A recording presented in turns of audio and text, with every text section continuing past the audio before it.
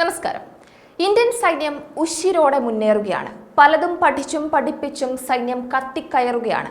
ഇപ്പോഴിതാ അതിർത്തിയിൽ ശത്രുവിനെ തുരത്തി ഓടിക്കാൻ റോബോ ഡോഗുകളെ ഇറക്കുകയാണ് നമ്മുടെ സൈന്യം. ഒന്നും രണ്ടുമല്ല, ഒറ്റയടിക്ക് 25 റോബോ ഡോഗ് മ്യൂളുകളുടെ ആദ്യ ബാച്ചിനെ സൈന്യം ഉടൻ ഉൾപ്പെടുത്തിയേക്കുമെന്നാണ് വിവരം. എന്താണ് ഈ മ്യൂൾ എന്ന് ചോദിച്ചാൽ മൾട്ടി യൂട്ടിലിറ്റി ലെഗ്ഡ് എക്യുപ്മെന്റ് എന്നാണ് അതിനെ പറയുക. അപ്പോൾ 2023 സെപ്റ്റംബറിൽ ഇത്തരം 100 മ്യൂളുകളുടെ അടിയന്തര സംഭരണത്തിനായി കരസേന കരാർ ഒപ്പിട്ടിരുന്നു. എന്തായാലും നിലവിൽ 25 റോബോട്ട് നായ്ക്കളുടെ പ്രീ ഡിസ്പാച്ച് പരിശോധന പൂർത്തിയാക്കിയതായിട്ട് അധികൃതർ അറിയിച്ചു. നായ്ക്കളുടെ ആകൃതിയിലുള്ള റോബോട്ടിക് മ്യൂളുകളുടെ ആദ്യ ബാച്ച് നിരീക്ഷണത്തിനായി വിന്യസിക്കുന്നതിനും കുത്തനെയുള്ളതും അസമമായതുമായ ഭൂപ്രദേശങ്ങളിലൂടെ അവയുടെ പ്രാവീണ്യം മനസ്സിലാക്കുന്നതിനുമായും ഇന്ത്യൻ സൈന്യം തയ്യാറെടുക്കുന്നത് കൃത്യമായ ലക്ഷ്യത്തോടെയാണ്. ഇവരെ ഉടൻ തന്നെ സൈന്യത്തിൽ ഉൾപ്പെടുത്താനാണ് സാധ്യത. 300 കോടി രൂപ വരെ കരാറുകൾ അനുവദിക്കുന്ന അടിയന്തര സംഭരണമാണ് ഇത്. മ്യൂൾസ് മികച്ച പ്രകടനം കാഴ്ചവെച്ചാൽ സൈന്യം ഒരു വലിയ സംഭരണ ഓർഡറിനായി പോകും എന്നതാണ് മറ്റൊരു പ്രധാനപ്പെട്ട കാര്യം. ഈ റോബോട്ടിക് നായ്ക്കളിൽ തെർമൽ ക്യാമറകളും മറ്റ് സെൻസറുകളും സജ്ജീകരിച്ചിട്ടുണ്ടെന്നും ഇത് നിരീക്ഷണം നടത്താൻ അവരെ പ്രാപ്തരാക്കുന്നുണ്ടെന്നും അധികൃതർ അറിയിച്ചു. അവ ചെറിയ ആയുധങ്ങളുമായി സംയോജിപ്പിക്കാനും ആവശ്യമെങ്കിൽ ഒരു മനുഷ്യജീവനെ അപകടത്തിലാക്കാതെ ശത്രുവുമായി ഇടപഴകാനും കഴിയും. മുൻനിര സൈനികർക്ക് ചെറിയ ലോഡുകൾ കൊണ്ടുപോകാനും ഇതിനെ ഉപയോഗിക്കാം. സൈനികർ ഉപയോഗിക്കുന്ന റിമോട്ട് ഉപകരണമാണ് ഈ റോബോട്ടിനെ നിയന്ത്രിക്കുന്നത്. മ്യൂളുകൾ അടിസ്ഥാനപരമായി ഉപയോഗിക്കുന്നത് പർവ്വത പ്രദേശങ്ങളിലെ നിരീക്ഷണത്തിനോ അല്ലെങ്കിൽ തീവ്രവാദി സാന്നിധ്യം നിൽക്കുന്നുണ്ടായെന്ന് സംശയിക്കുമ്പോഴോ ആണ്.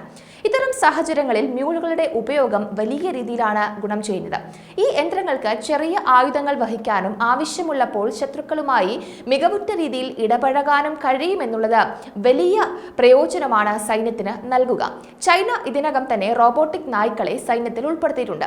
ഈ വർഷം മെയ് മാസത്തിൽ ചൈനീസ് സൈന്യം ഏറ്റവും പുതിയ റിക്രൂട്ട്മെന്റ് നടത്തുകയും ചെയ്തിരുന്നു. തോക്കുകളുള്ള റോബോട്ട് നായ യുദ്ധ സാഹചര്യങ്ങളിൽ യന്ത്രങ്ങൾ ഉപയോഗിച്ച് മനുഷ്യരെ മാറ്റി സ്ഥാപിക്കുന്നതിനുള്ള സൈന്യത്തിന്റെ സാങ്കേതിക മുന്നേറ്റം പ്രകടമാക്കുന്നുണ്ട്. കംബോഡിയയുമായുള്ള സംയുക്ത സൈനികാഭ്യാസത്തിൽ ചൈന ഇത്തരം ഉപകരണങ്ങളുടെ 2 പതിപ്പുകൾ അനാവരണം ചെയ്തിരുന്നു. ശത്രുവിന് നേരെ വെടിയുതിർക്കാൻ കഴിയുന്ന ഒന്നും അതേപോലെ തന്നെ ലക്ഷ്യങ്ങൾ തിരിച്ചറിയാൻ ഉപയോഗിക്കുന്ന ഭാരം കുറഞ്ഞ മറ്റൊന്നും.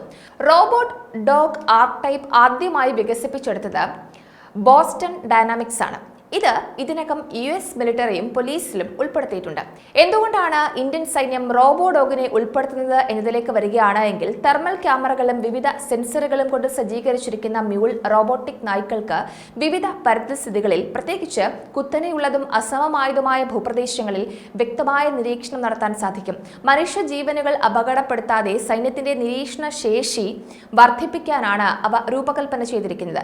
സാഹചര്യ അവബോധം മെച്ചപ്പെടുത്തുന്നതിലൂടെയും ശത്രുക്കളുടെ നീക്കങ്ങൾ നിരീക്ഷിക്കാനും അപകടകരമായ സാഹചര്യങ്ങൾ സുരക്ഷിതമായ അകലത്തിൽ നിന്ന് വിലയിരുത്താനും സൈന്യത്തെ അനുവദിക്കുന്നതിലൂടെയും ഈ സാങ്കേതിക വിദ്യ തന്ത്രപരമായ നേട്ടങ്ങളാണ് വാഗ്ദാനം ചെയ്യുന്നത്. അതുകൊണ്ട് തന്നെയാണ് റോബോ ഡോഗുകൾ ഇത്രയേറെ പ്രാധാന്യം അർഹിക്കുന്നത്.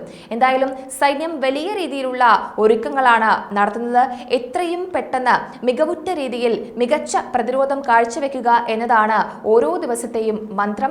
ശരിക്കും പറഞ്ഞാൽ ശത്രുവിനെതിരെ പോരാടുവാൻ ഓരോ ദിവസവും മികച്ച പരിഷ്കാരങ്ങളിലൂടെ അല്ലെങ്കിൽ മികച്ച പദ്ധതികളാണ് ഇന്ത്യൻ സൈന്യം മുന്നോട്ട് വെക്കുന്നത്. എന്തായാലും അതിർത്തിയിലെ ശത്രുവിനെ തുരത്താൻ അല്ലെങ്കിൽ രാജ്യത്തിന്റെ പ്രതിരോധം ശക്തമാക്കുവാൻ ഈ റോബോ ഡോഗുകളും സൈന്യത്തെ സഹായിക്കും എന്നത് ഉറപ്പാണ്.